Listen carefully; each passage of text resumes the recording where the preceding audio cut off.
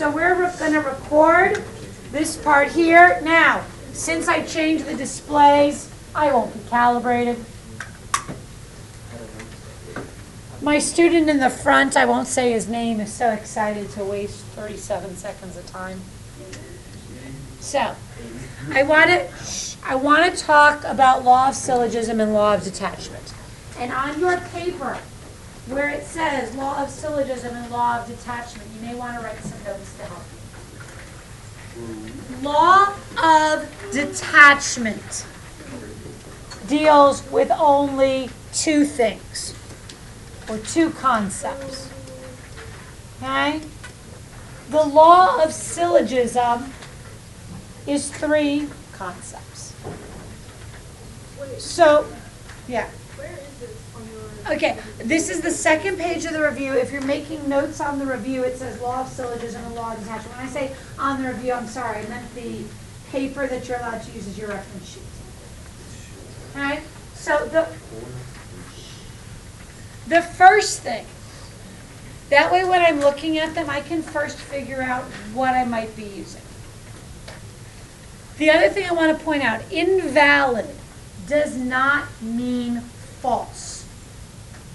Invalid just means it does not follow this specific pattern. So that's the first time kids will get confused. They'll be like, oh, Mrs. Falk, but it's true. Nothing to do with true. So, the law of detachment has a very specific format, which says if something happens, then something will happen. Then, the if actually happens. So the then happens. These two. Okay. So, if two lines are perpendicular, then they form right angles. That's the rule. So then I have two lines that are perpendicular. So what's going to happen? They're going to form right angles. That's the law of detachment. If, then, the same if, the same then. Okay? So in that box, you would actually write the conclusion, they form right angles, and you'd write detachment. For the next one, if a polygon is regular, then all the sides are congruent. Since there's only two things, I'm thinking this might be law of detachment. But for this to be law of detachment, this statement over here has to start with the same if. Does it start with the same if? No. No. This is actually a converse of this. Okay? So, since this does not follow the rule of law of detachment, it's invalid. You don't have to give the reason, you just have to write invalid. Now, let me explain something. Since it's invalid, you can't make a conclusion here. If you write invalid and leave this blank, it's fine. Because I know that you're not making a conclusion because it's invalid. If you write something here, if you actually write the sides of the angles are congruent, it's going to be wrong, even if you write invalid here. Am I very clear about what you put and what you don't put? Yes. Okay? Do you have to give the reasoning? No. I have the reasoning here in case you want to copy it down. I've talked about that also. This will also be on YouTube this weekend, right? So you could watch this again. True.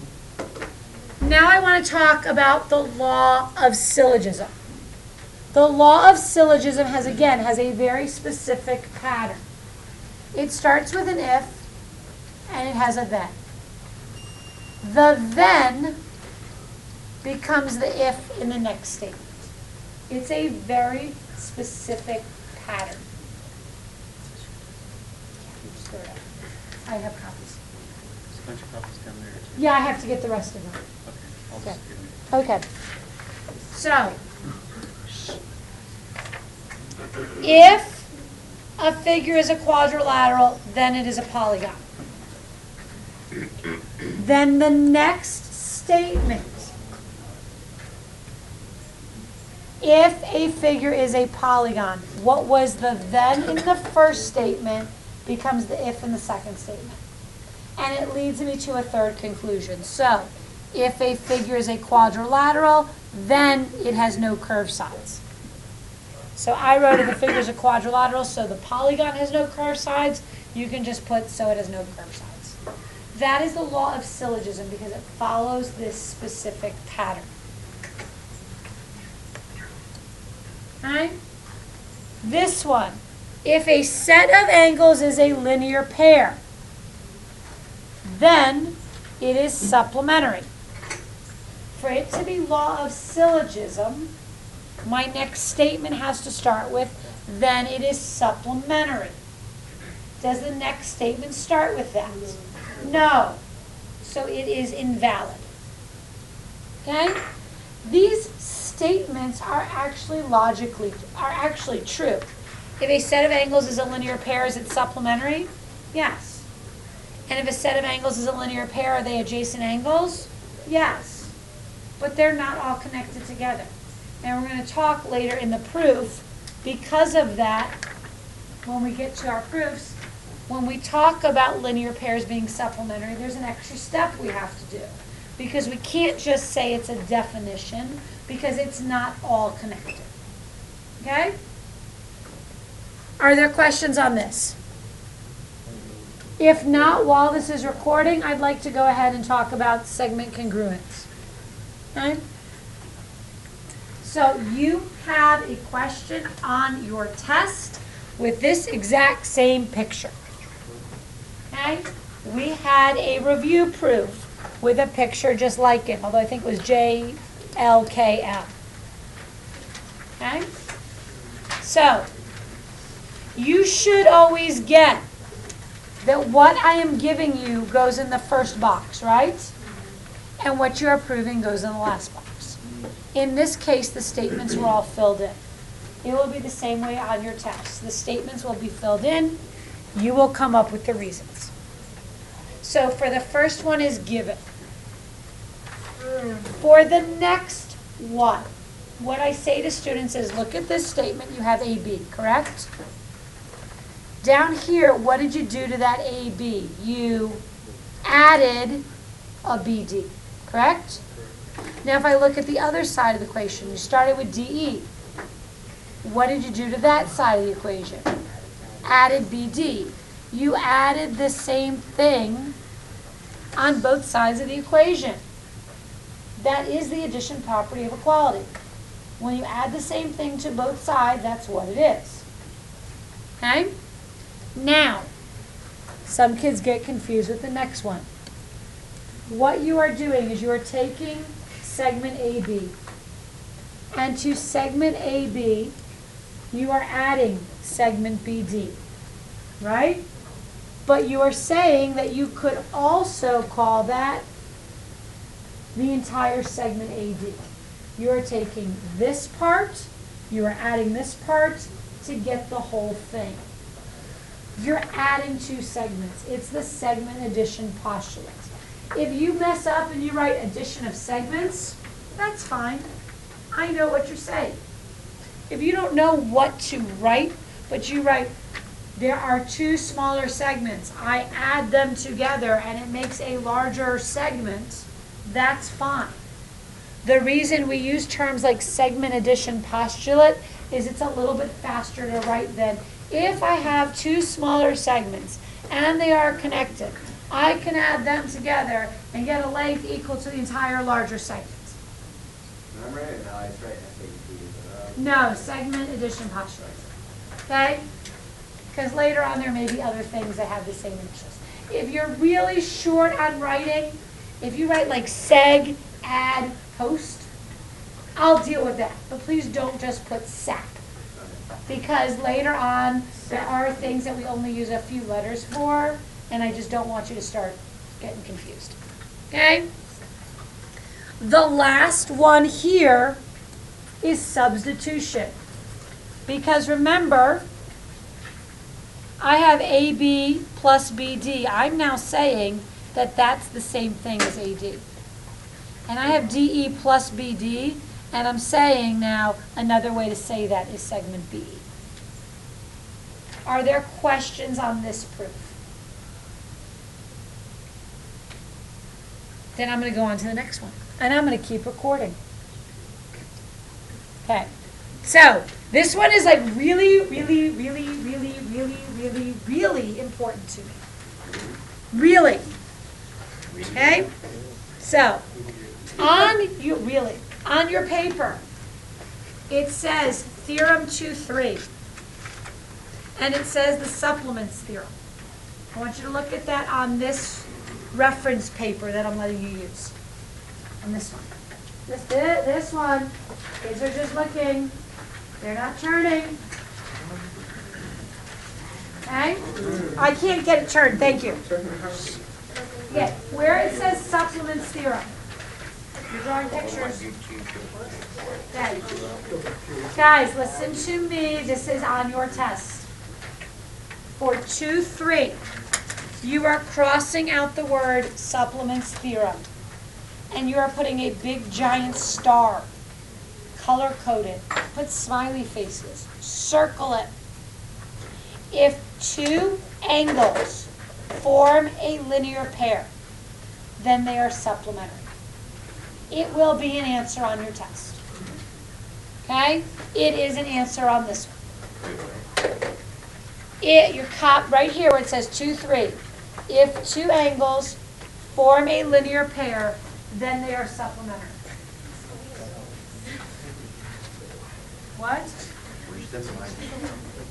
I kind of misspelled angle probably. Thank you. But star this. Okay? So, you should be able to get that whatever the given is, you pull it down and it goes in the first box, right?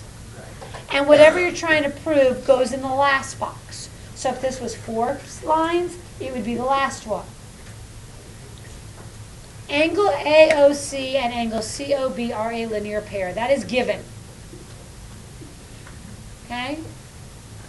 So when you talk about two angles being a linear pair and then they are supplementary, your answer is if two angles are a linear pair, then they are supplementary. So listen, a lot of people confuse this one.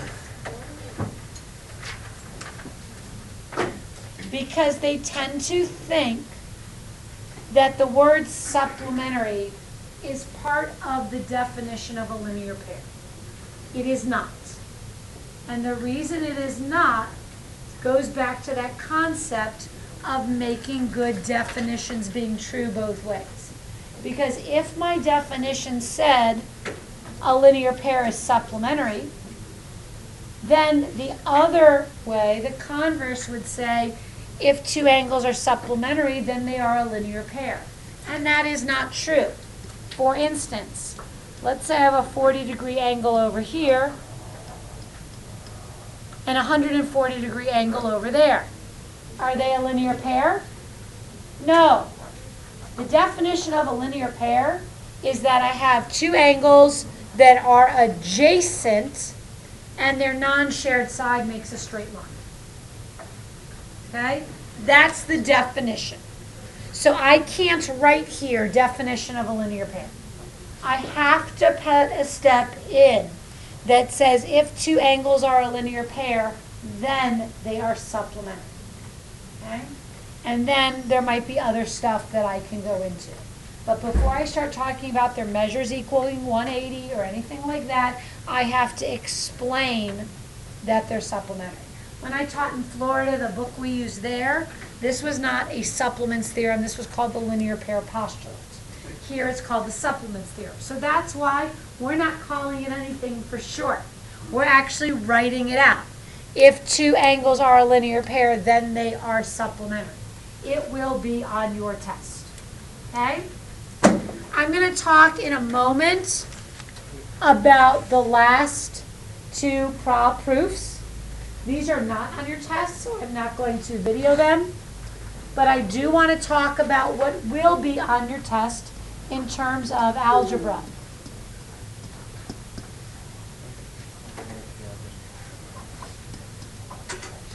Okay? You have an algebraic proof. It's going to be The work is going to be done. You're going to have to explain the reasons.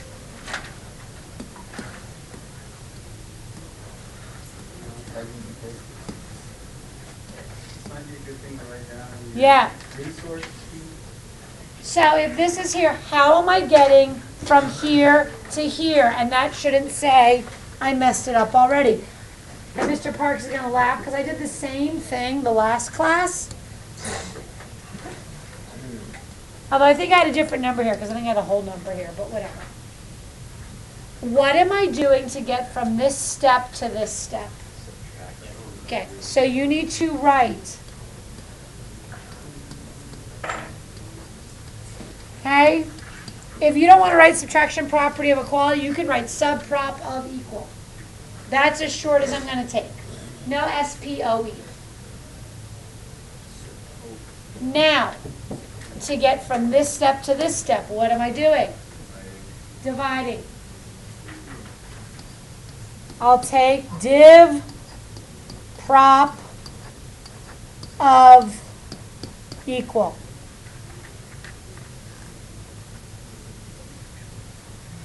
Was this fun? At this point, you have what you need for the test.